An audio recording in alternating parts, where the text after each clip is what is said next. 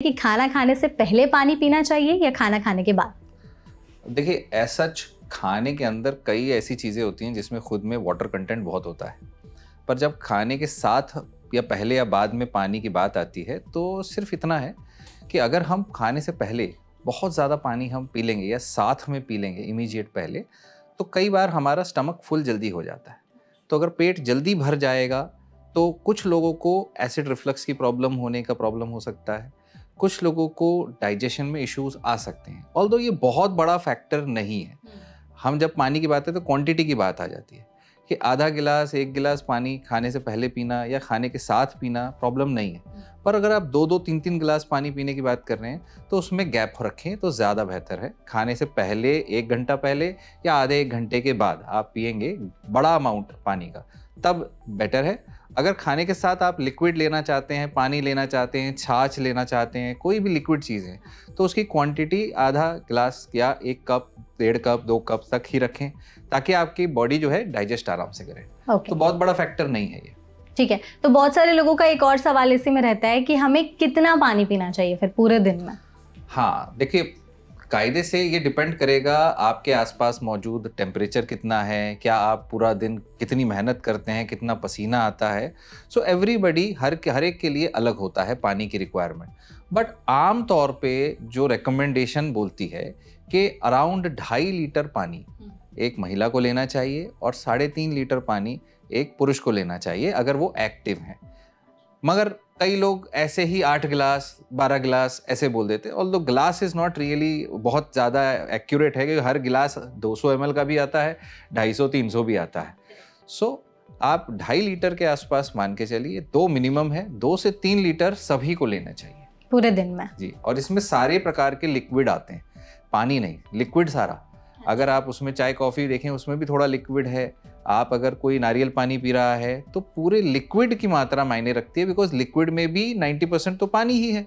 So ultimately वो भी contribute करेगा। शरीर के अंदर सब कुछ टूट जाना है, वो टूट के उसने पानी का इस्तेमाल करना है, तो आपका total amount of liquid intake वो 2.5 से 3 लीटर होना चाहिए। अगर मिनिमम है तो 2 लीटर। अब अगर आप दूध ज़्यादा पी लेते हैं, छाछ ज़्यादा पी लेते हैं, तो वो भी लिक्विड में आएगा। अच्छा, तो ये भी सारा लिक्विड में ही आएगा।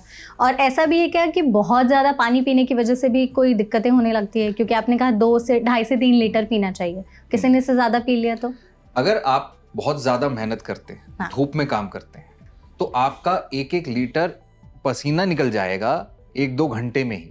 तो उतना भी पानी का लॉस हो रहा है, इलेक्ट्रोलाइट्स का लॉस हो रहा है। तो उस 1 घंटे से ज़्यादा कोई भी अगर जिम में, स्पोर्ट्स में या मेहनत में कोई भी काम कर रहा है तो 1 घंटे से ज़्यादा के बाद उसे एक्स्ट्रा पानी पीना चाहिए। एक्स्ट्रा इलेक्ट्रोलाइट्स की ज़रूरत होती है। तो जितने स्पोर्ट्स ड्रिंक इलेक्ट्रोलाइट्स हमारे बने हैं वो इसी पर्पस के लिए बने हैं कि अगर कोई भी 1 घंटे से ज़्यादा एक्सरसाइज करता है तो उस कंडीशन में वो स्पोर्ट्स ड्रिंक लेता है तो उसके वाटर और जो सॉल्ट, पोटेशियम, इलेक्ट्रोलाइट्स जो है वो रिप्लेनिश हो जाते हैं। तो इस तरह से बढ़ा सकते हैं। और जो लोग दिन में 2-2 बार कई घंटे वो 5-6 लीटर पानी भी पीते हैं। कई लोगों को बहुत पसीना आता है, वो ज़्यादा भी पीते हैं। पानी डेंजरस तब हो जाता है अगर हम इकट्ठा बहुत ज़्यादा पानी पी लें। अगर आप 2 लीटर 2.5 लीटर पानी एक साथ पी रहे हैं तब दिक्कत है। तो आप अगर उसे धीरे धीरे पीते हैं, पूरे दिन में डिवाइड करके पीते हैं, तो कोई दिक्कत नहीं। अगला सवाल भी सर पानी से जुड़ा हुआ है। लोगों को एक और उन्होंने काफ़ी ज़्यादा सर्च किया है कि वॉशरूम जाने से पहले पानी पीना चाहिए, वॉशरूम से आने के बाद पानी पीना चाहिए? एज सच वॉशरूम जाने से आप अगर पहले पी लें तो ज़्यादा बेहतर होता है। उससे 2 बातें हो जाती है। जब भी हम थोड़ा पानी पीते हैं तो बॉडी के अंदर जब स्टमक फुल होता है तो थोड़ा सा पेरिस्टाल्टिस मूवमेंट जो होता है, हमारे इंटेस्टाइन का मूवमेंट जो है स्टिमुलेट होता है। और उसी के साथ बिकॉज हमारी बॉडी सारी पूरी कनेक्टेड है, तो जब स्टमक डिस्टेंड होता है, डिटेक्ट होता है कि भाई पानी आया है, तो यूरिन भी बनना एक्स्ट्रा जारू शुरू होता है ताकि जो बॉडी के वेस्ट प्रोडक्ट्स हैं वो निकले।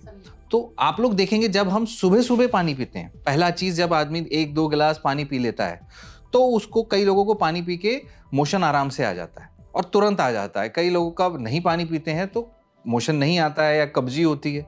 तो वॉशरूम से पहले या अर्ली मॉर्निंग सुबह सुबह पानी पीना एक बहुत अच्छी आदत है ताकि आपका मोशन जो है वो जल्दी आ जाए। ठीक है, ओके। तो एक और सवाल इसी में था कि लोग ये भी उन्होंने सर्च किया है कि सुबह उठ करके सबसे पहले क्या खाना चाहिए, क्या पीना चाहिए?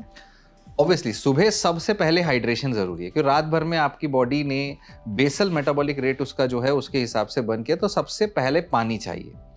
दूसरी चीज जो है वो खाना चाहिए, पर खाने में जो सबसे इंपॉर्टेंट है वो डिपेंड करेगा इमीडिएटली आप क्या करने वाले हैं।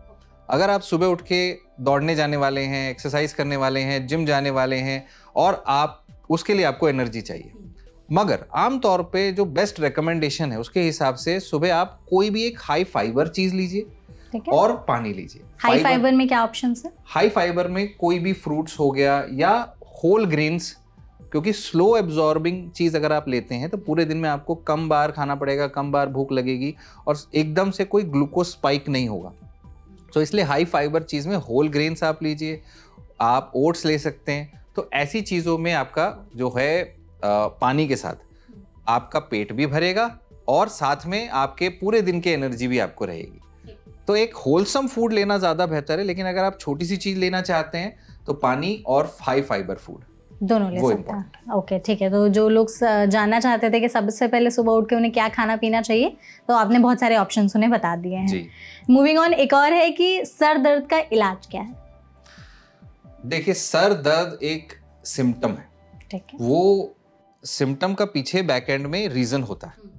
अगर आपको सर में दर्द हो रहा है तो सबसे इंपॉर्टेंट है कि आप उसके पीछे का कारण ढूंढें कि वो कारण क्या है। ये कारण सिंपल डिहाइड्रेशन, पानी की कमी भी हो सकता है, नींद की कमी भी हो सकता है, आंखों का नंबर भी हो सकता है, ब्रेन के अंदर कोई सीरियस बीमारी भी हो सकती है, नसों के अंदर प्रॉब्लम हो सकती है। सबसे पहले अगर आपको सर दर्द हो रहा है तो आपको काम करना है कि एक डॉक्टर के पास जाके इवैल्यूएट कराना है, एक फिजिशियन के पास जाके इवैल्यूएट कराना है और वो स्क्रीन करेगा आपको कि क्या रीज़न है। अगर आप अपने बल पे कुछ करना चाहते हैं तो आप पहले ये देखिए कि क्या आप प्रॉपरली सो रहे हैं कि नहीं। अगर नहीं आदमी 2-4 दिन सोएगा तो सर में दर्द होगा। अगर आप पानी नहीं पी रहे हैं तब भी डिहाइड्रेशन होगा। अगर आप धूप में काम कर रहे हैं और आपने खाना नहीं खाया है तब भी हाइपोग्लाइसीमिया, लो बीपी या ऐसे नमक कम हो जाने की वजह से भी सर में दर्द होगा। तो वो टेम्पररी चीज़ें हैं, वो एक नारियल पानी पी लिया, कुछ पी लिया तो आपका सर दर्द गायब हो सकता है। मगर बार बार सर में दर्द हो रहा है तो वो कारण कुछ और इंटरनल हो सकता है। स्ट्रेस हेडेक, क्रोनिक हेडेक, और स्ट्रेस हेडेक पीछे से ज़्यादातर जाता है। जो माइग्रेन लोग सीधा बोल देते हैं कि मुझे तो माइग्रेन है, वो इतना आसान नहीं है। माइग्रेन ऐसी बीमारी होती है जब ये सारे कारण में से कुछ नहीं है, कोई सिग्निफिकेंट रीजन नहीं मिल रहा है, तब माइग्रेन डायग्नोस कर सकते हैं। Migraine is a diagnosis of exclusion, कोई और कारण नहीं है तो उसे माइग्रेन कहते हैं, which is basically hyper sensitivity of your brain, कि थोड़ी ज्यादा लाइट हो गई, सर में दर्द हो गया। हाँ, मतलब लोगों को माइग्रेन से जुड़े ये सवाल रहते हैं कि जैसे पानी कम पी लिया तो माइग्रेन का दर्द शुरू हो गया, भूख कई बार टाइम से नहीं खाया तो माइग्रेन का दर्द शुरू हो गया, बहुत ज्यादा कुछ हल्ला या शोरगुल सुन लिया तो कहते हैं कि माइग्रेन का दर्द शुरू हो गया। देखो, तो माइग्रेन में और हेडेक में कैसे डिफरेंशिएट करें? यही पॉइंट है। अगर आपका माइग्रेन, या हर इंसान को कुछ लेवल तक ये रहेगा ही कि भाई अगर आप बहुत ज़्यादा डिस्कोथेक में जा रहे हैं, कहीं बहुत आवाज़ें आ रही हैं, कहीं लाउड म्यूज़िक है, तो 10 में से 5 लोगों का सर दर्द एक लेवल के बाद हो ही जाएगा। हर इंसान की सेंसिटिविटी अलग है, हर इंसान का अलग अलग कि मेरा सर दर्द हो रहा है, मैं जा रहा हूँ। So that will depend upon how well आपकी बॉडी का अंदर केमिस्ट्री कैसी है, आपके ब्रेन की सेंसिटिविटी कैसी है, आपका ब्रेन जो है उसको झेल पाएगा। Because brain is basically covered in water, वो पानी के अंदर ही कवर्ड होता है, तो वहाँ पर उसके पास में वो सेंसेशंस को हैंडल करने की क्षमता कैसी है आपकी। सो माइग्रेन वही चीज़ को बोलते हैं कि अगर आपका ब्रेन की सेंसिटिविटी ज़्यादा बढ़ गई है, सेंस आप थोड़ी सी, जैसे किसी को स्किन में प्रॉब्लम, थोड़ी सी धूप में जाने से ही जल रही है स्किन, सो इसी तरीके से ब्रेन को माइग्रेन के जैसे देखा जा सकता है। तो वहाँ कोई रिवर्सिबल रीज़न नहीं होता, तो माइग्रेन लाइफस्टाइल से ही ठीक करना पड़ता है, और एक बार हो गया तो वो एपिसोड को दबाने की दवा आती है।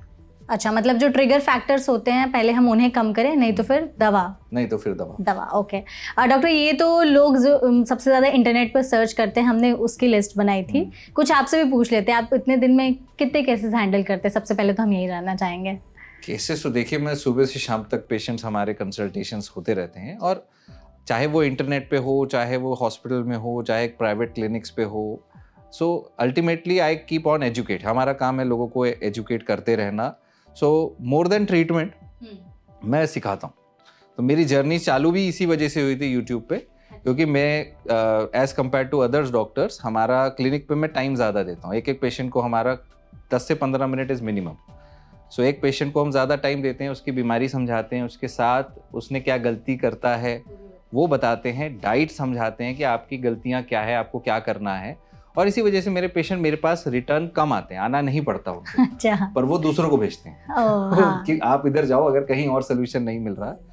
सो ऐसे लाइफस्टाइल चेंजेस एक फिजिशियन का काम है। उसी के साथ एज अ क्लिनिकल कार्डियोलॉजिस्ट हम डायग्नोस करते हैं किसी के हार्ट में कोई स्ट्रक्चरल प्रॉब्लम है, कोई बीमारी है, तो एकोकार्डियोग्राफी जैसी चीज़ें हम करते हैं, ईसीजी करते हैं, और जिसको बीमारी है उसके हिसाब से प्रिवेंटिव कार्डियोलॉजी में हम आगे हार्ट के लिए कि आप ये ना करें, आपका कोलेस्ट्रॉल ठीक होगा, आप डाइट करें, एक्सरसाइज करें, ताकि उनको आगे चल के अटैक ना आए। बिल्कुल।